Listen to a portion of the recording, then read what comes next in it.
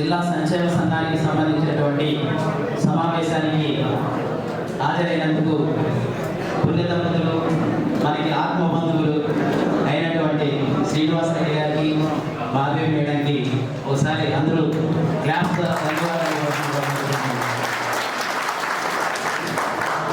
మనిషికి 4 లక్షణాలు ఉండాలి. అది మానవత్వం, మాతృత్వం, మాధవత్వం. లేని లక్షణం ఏంటంటే దానవత్వం. ఉన్నటువంటి లక్షణం ఉన్నకన్నా ఉండాల్సింది ఏంటంటే దానవత్వం. గత ప్రభుత్వం హయాంలో దానవత్వం విచ్చలవిడిగా ప్రజ్వరిల్లింది. ఎక్కడ చూసినా అరాచకం, విధ్వంసం. అలాంటి పాలన నుంచి ఇప్పుడు మనల్ని మేడం ముఖ్యంగా తెలుగుదేశం పార్టీ విముక్తం చేస్తుంది. దానికి ప్రతి ఒక్కరూ ఒకసారి క్లాస్ ద్వారా ధన్యవాదాలు తెలియజేస్తున్నారు. మేడంలో మాతృత్వం, మాధవత్వం. మాతృత్వం అంటే తల్లి ప్రేమ, మాధవత్వం అంటే దైవత్వం. ఈ 2 లక్షణాలు అమ్మగా మేడంలో ఉన్నాయి. ఎందుకంటే గత 8 నెలల కాలంలో ప్రతి ఒక్క ఇంటికి వెళ్ళి ప్రతి గడప తొక్కి అక్కడ ప్రజలు పడుతున్నటువంటి ఇబ్బందులు కానీ సమస్యలు కానీ తెలుసుకొని ఎక్కడెక్కడ ఏ గ్రామం, ఏ వీధిలో ఏ ప్రాబ్లం ఉంది మేడం ఇక్కడి నుంచి కూర్చొని చెప్పగల సత్తా మేడంకు ఉంది. అలాంటి వ్యక్తిగా ఎమ్మెల్యేగా మాట్లాడడం ఈ కడప జిల్లా ప్రజలు చేసుకున్నటువంటి అదృష్టం. ముఖ్యంగా మేడం సంబంధించి 3D లాస్ట్ టైం మేడంకి కడప రిటర్న్గా నామకరణం చేసి ఐటమ్ పెట్టాను పేపర్లో. నేను నిన్న ఇంటర్వ్యూ తీసుకున్నాను. 3D MLA madam. 3D MLA అంటే ఏంటో తెలుసా? Daring, dashing, dynamic. ఈ 3D ఎమ్మెల్యే మేడంని ఒకసారి అందరూ ప్రత్యేక ధన్యవాదాలు తెలియజేయాల్సిందిగా కోరుకుంటున్నాను. అదేవిధంగా మానవత్వం పేరులోనే ఉంది, ప్లస్ ఇంకోటి మాధవత్వం పేరులోనే ఉంది. మన శ్రీనివాస్ రెడ్డి గారు మీకు తెలుసు, ఎంత ప్రజల్లో ఉన్న అన్న కనీసం పాపం అన్నది, విసుగన్నది ఎక్కడ ప్రదర్శించరు. అలాంటి వ్యక్తి ఈ కడప జిల్లాకి దొరకడం మన అందరి అదృష్టంగా భావిద్దాం. ముఖ్యంగా ఇప్పుడు ఈ అభివృద్ధి అన్నది పరిగెడుతుంది.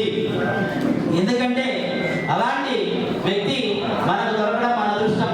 గత ఎన్నికల్లో దాదాపు 90% మన వడ్డెరులు తెలుగుదేశం పార్టీకి పనిచేయడం జరిగింది.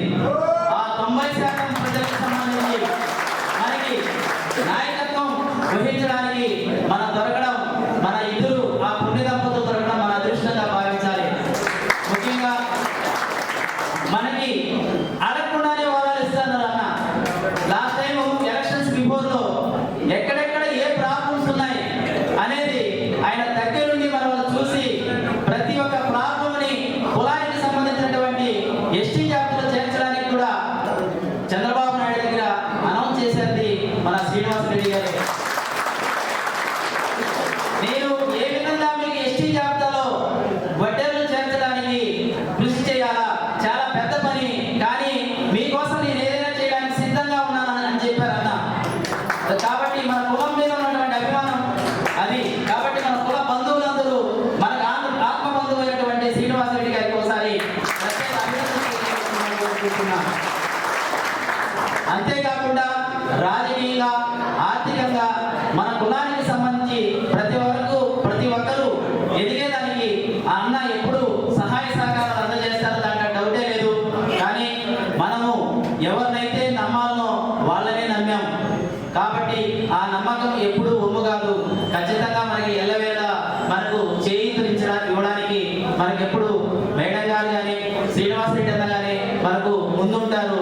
మీరు నమ్మండి, ఎటువంటి పరిస్థితులు మనకు ఎలాంటి ఇబ్బంది రాకుండా వాళ్ళు చూసుకుంటారు. వాళ్ళు ఎన్నింటి మనం నడుద్దాం. ఖచ్చితంగా మన సమస్యలన్నీ అన్న పరిష్కరించడానికి కృషి చేస్తారు. ఈ అవకాశం ఇచ్చినట్టు మీ అందరికీ నా హృదయపూర్వక కృతజ్ఞతలు. Thank you very much. Thank you. 7వ తారీఖున మీరు తీసుకున్నటువంటి ఒక జీవో, ఉచిత ఇసుక జీవో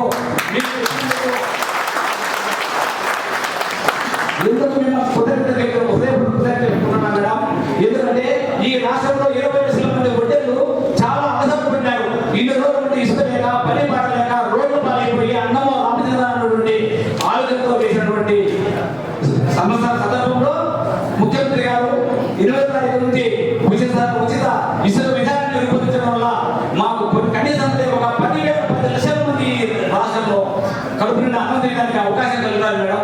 మరొకసారి దాంట్లో బాధ్యులైనటువంటి మేడం గారు తీసుకున్నటువంటి చర్యలకు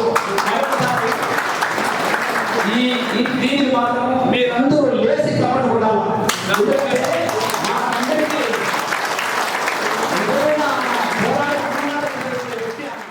సంక్షేమ సంఘ అధ్యక్షులు పాత మిత్రులు రమణయ్య గారు, జిల్లా ప్రధాన కార్యదర్శి నారాయణ గారు,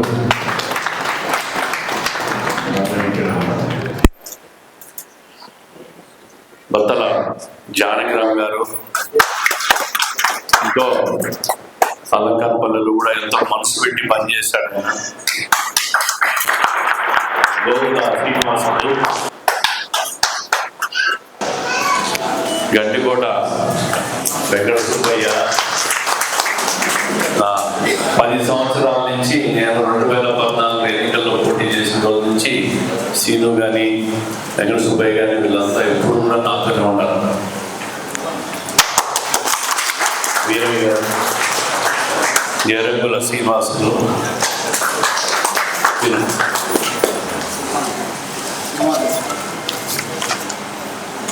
చంద్రగిరి రామనామూర్తి గారు, రాయచోటి రామకృష్ణ, గోవుల కృష్ణ, మాజీ కార్పొరేటర్, మా ఇంటి దగ్గరే ఉంటాడు ఎర్రముప్పల్లో,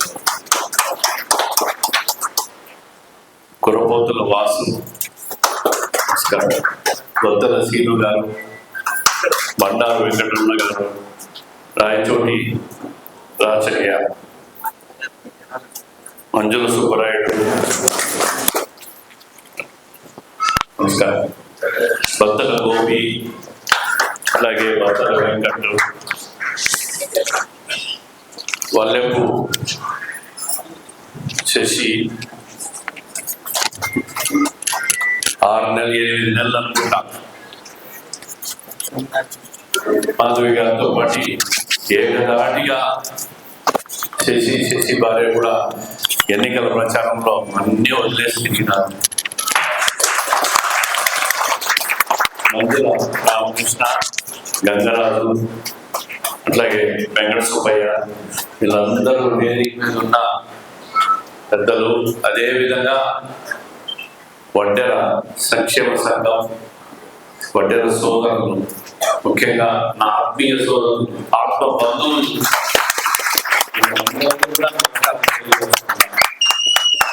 నేను ఈరోజు మనస్ఫూర్తిగా చెప్తున్నా, మీరందరూ ఏకపక్షంగా ఓటేసి ఆమె గెలుపుకు ప్రధానంగా మీరు ముందుండాలని.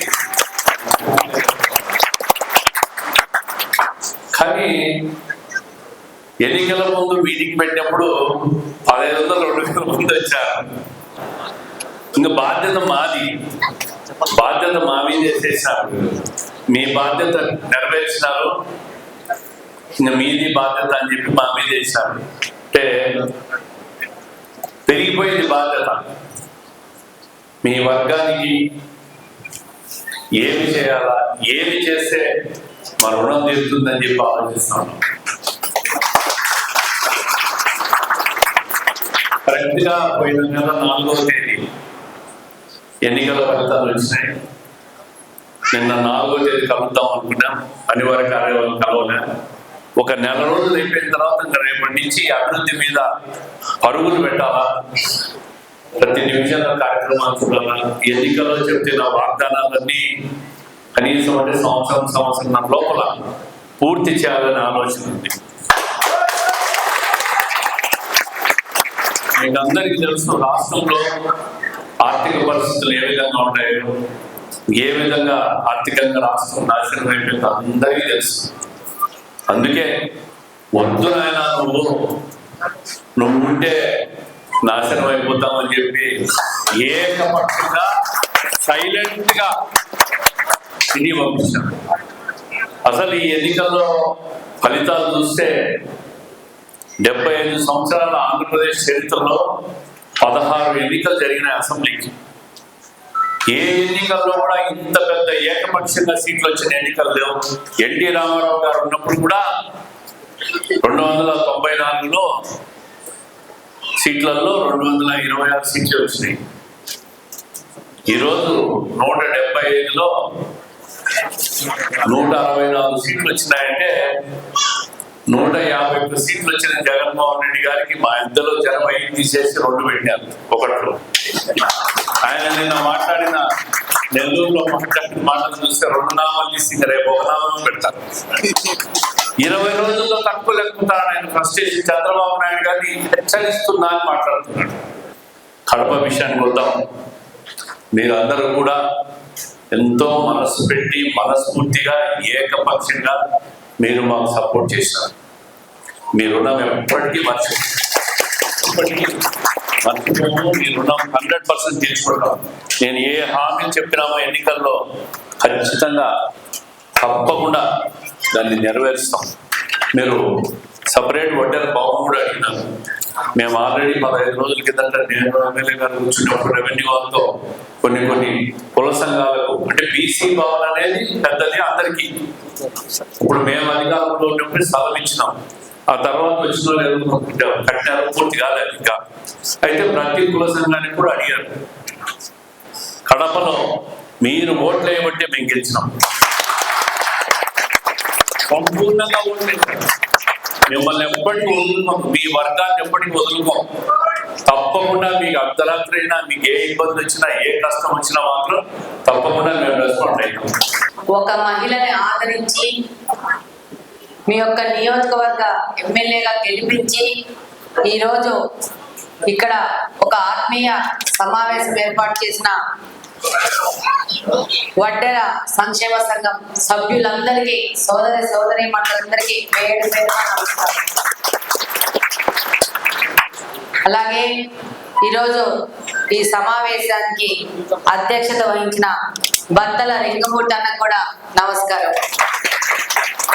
అలాగనే ఈ కార్యక్రమానికి పెద్దలై ఈ కార్యక్రమాన్ని నిర్వహిస్తున్న రమణయ్య అన్న, అలాగే నారాయణన్న, జానకిరామ్ అన్న, శ్రీను, రామకృష్ణ, వెంకట సుబ్బయ్య, వీరయ్య,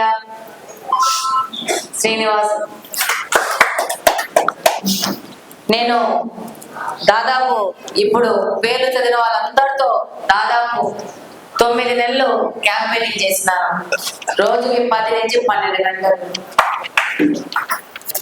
ఈయన డివిజన్కి వచ్చినాను. పాపము ఆ రోజు మాల వేసుకున్నాడు, చెప్పులు వేసుకోలే, రాళ్ళు గుంజుకుంటున్నాయి, తిప్పుతూనే ఉన్నా. పాపం చాలా సతమతం అయిపోతా ఉన్నాడు. కానీ నాతో ఏం చెప్తాడు, నేను వినేదాన్ని కాదు. ఇంకా ఏం నడు పదా పోదామంటే అమ్మ 7 వరకు చేసుకుందాం మళ్ళా అంటాడు. అరే లేదు 9:30 10 వరకు తిరిగి తిరాల్సిందే. మనం ఇట్లా చేస్తుంటే రోజుకు 200-300 ఇల్లే తిరుగుతాము. మనం టార్గెట్ 500 ఇల్లు రోజుకి మనం పోయి తీరాల్సిందంటే పాపం ఆ 4 రోజులు చొప్పులు లేకుండా విపరీతంగా సతాయించి ఆయన బూతులలో ఆయన తిప్పుకున్నాను. ఆ రోజే సీనును కూడా నేను ఆ రోజు వాళ్ళ ఇంటికి పోయి కలిసినాను పైన మిద్దె మీద. పాపం ఆ రోజు పరిస్థితులు ఎలా ఉంటే వైఎస్ఆర్సీపీకి ఎదురుపోతే ఏమైతుందో మా పరిస్థితి అని భయపడిన స్టేజ్. నువ్వు భయపడ్డావు ఆ రోజు. ఏం చేయాలా అంటే కానీ ధైర్యం చేసి నన్ను పైకి తీసుకుపోయినాడు. ఫోటో తీసుకున్నాడు వాళ్ళ కుమార్తెతో. స్లోగా మేము ఈ విధంగా రోజుకు 12 గంటలు దాదాపు శశి భార్య నాతో డే 1 నుంచి ఉన్నారు. కంప్లీట్ గా నేను ఈ డివిజన్ లో తిరిగినా ఆ డివిజన్ లో తిరిగినా పిల్లల్లో కొంతమంది వాళ్ళ డివిజన్ వరకు అయిపోయినాక అప్పుడప్పుడు వచ్చి నన్ను కలిసేవాళ్ళు. కానీ శశి, అరుణ వీళ్ళ డివిజన్ తిరుగుతా ఉన్నప్పుడు రామకృష్ణ అన్న భార్య అక్కడ తిరుగుతున్నప్పుడు నన్ను బయటకు వచ్చి వాళ్ళ ఇంట్లోకి తీసుకుపోయింది. వాళ్ళ ఇంట్లో మొత్తం ఒక పక్కన చెట్లు ఉంటాయి, బాగా తొట్లు ఉంటాయి. తీసుకుపోయి నేనక్క పోయినసారి కార్పొరేట్ గా పోటీ చేసినాను కానీ నాకు సంతకం పెట్టాల్సిన అమ్మని వాళ్ళు కిడ్నాప్ చేసి నన్ను పోటీ చేయకుండా ఆపినారక్క అని చెప్పి తన బాధ చెప్పుకుంది. ఆ తర్వాత తనకంటూ తనే మరుసటి రోజు నేను క్యాంపెయినింగ్ లో తిరుగుతానక్క, నీతో పాటి నేను వచ్చి తిరుగుతాను అని చెప్పి నాతో కలిసి మేము దాదాపు ఎండాకాలంలో 45, 46, 47 డిగ్రీలలో కూడా 2 గంటల వరకు తిరిగినాం. ఎందుకంటే మేము 90,000 ఇల్లు చేరాలా, 90,000 మంది కుటుంబ సభ్యులతో మాట్లాడాలా, వాళ్ళ సమస్యలు తెలుసుకోవాలంటే ఎర్రగైపోయేది ఆ పిల్ల, ఎర్రగైపోయేది. అసలు బ్రేకే లేదు, తిప్పింది. ఆ పాపకి ఫోన్ నెంబర్ రాసుకోమని డ్యూటీ ఇచ్చిన నేను. చంద్రగిరి రమణమూర్తి గారు రాలేదు కదా, రామకృష్ణ ఇందాక చెప్పినాను, గోకుల కృష్ణ, వాసు గారు నమస్కారం అన్న. మా కాలనీలోనే ఉంటారు, వారగానగర్ లో మా డివిజన్, మా కాలనీలోనే ఉంటారు, 21వ డివిజన్. సీను నమస్కారం. ఈయన కూడా కొంచెం అట్టట్లా ఆగి వచ్చినాడు, బట్ లాస్ట్ కి రావాల్సి వచ్చింది. ఏమంటే మేము తిరగడానికి వాళ్ళకే టెన్షన్ పెట్టుకొని మాతో కలవాల్సి వచ్చింది అనమాట. వాళ్ళ ఇంట్లో కూర్చొని లేదు, ఎట్ట తిరిగి వాళ్ళని తీసుకొచ్చి మాతో కలుపుకొని మేము అందరం కలిసి పోరాడటం 8 నెలలు. వెంకటరమణ నమస్కారం అన్న. రాలేదేమో సుబ్బరాయుడు, బత్తల గోపి, బత్తల వెంకట్ నమస్కారం. పల్లెపు శశి ఇందాక చెప్పాను కదా, మంజుల రామకృష్ణ నమస్కారం. నువ్వు కూడా అప్పుడప్పుడు నాతో జాయిన్ అయినావు నాకు తెలుసు, కాకపోతే మొత్తం కాదు. డెఫినెట్ గా మీ ఆశలకు ఆకాంక్షలకు సరిపోయే విధంగా మేము ఇచ్చిన మాటకు కట్టుబడి మేము పనిచేస్తామని తెలియజేస్తున్నాను. ఇంకా వడ్డరికి సంబంధించిన విషయాలన్నీ వాసన్న మాట్లాడడం జరిగిపోయింది. ఆయన పోలిట్ బ్యూరో మెంబరు, జిల్లా పార్లమెంటరీ అధ్యక్షులు, మాక్సిమం విషయాలు ఆయన చేతుల్లోనే ఉంటాయి.